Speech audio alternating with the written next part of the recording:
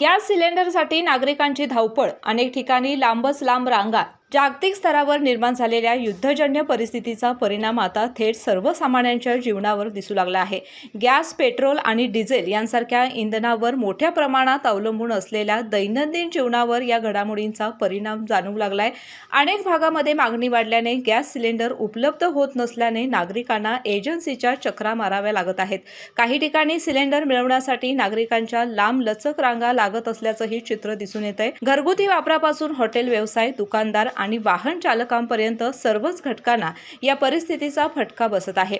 आखाती देशामध्ये सुरू असलेल्या युद्धजन्य परिस्थितीमुळे जागतिक इंधन पुरवठ्यावर परिणाम झाला असून त्याचे पडसाद महाराष्ट्रातही उमटताना दिसत आहेत. त्यामुळे कोल्हापूर जिल्ह्यासह राज्यातील काही भागात LPG पुरवठा विस्कळीत झाल्याने सिलेंडर मिळवण्यासाठी नागरिकांना प्रतीक्षा करावी लागत आहे. या पार्श्वभूमीवर घरगुती वापरासाठी LPG उपलब्ध राहावी यासाठी हॉटेल व रेस्टॉरंटसाठी LPG वापरावर काही प्रमाणात मर्यादा घालण्यात आल्याची माहिती मिळते. तसेच LPGचा काळाबाजार करणाऱ्यांवर कडक कारवाई करण्याचे संकेतही प्रशासनाकडून देण्यात आले आहेत.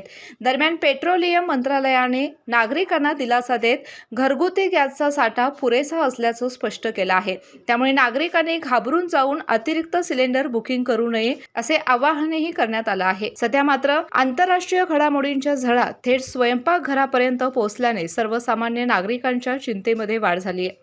बाळ, फ्रीजमधून श्रीखंड काढ ना. आम्ही पूर्वी घरीच बनवायचो श्रीखंड. त्याची चवच वेगळी होती. आता काय सगळं रेडीमेड.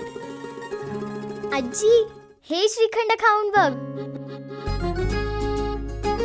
आज तुझ्या आईनं घरीच बनवलं की काय? हे आहे गोकुळचं श्रीखंड. अगदी जिभेवर रेंगाळणार. जिभेवरच नाही तर मनावरही रेंगाळणार. गोकुळ श्रीखंड, मनावर रेंगाळणार.